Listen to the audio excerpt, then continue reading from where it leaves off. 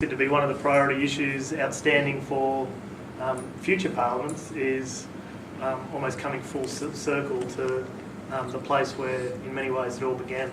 Thank you also for all of you coming along tonight. It is always hard to drop everything and come along to these meetings, and I'm sure there's going to be more of them over the coming weeks and months as everyone gets into the election frenzy. But this topic really does matter. So in 1/17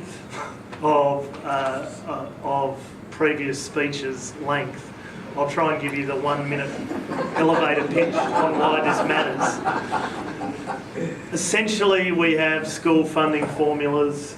The one that we've got is busted. Education data shows it in 3 clear categories, roughly about a 30% gap in outcomes for Aboriginal versus non-Aboriginal, rural versus metropolitan, low SES versus their richer cousins. So the education data is showing some failure in those 3 clear categories. The Gonski review was established to try and work out why and what to do about it. It came up with some very clear recommendations that the formula's to blame. They talk about an intolerable link in the funding formula and therefore recommend loadings put in for students within those particular categories. That's what we're arguing over. I think it's eminently sensible and logical and reasonable. We can afford it.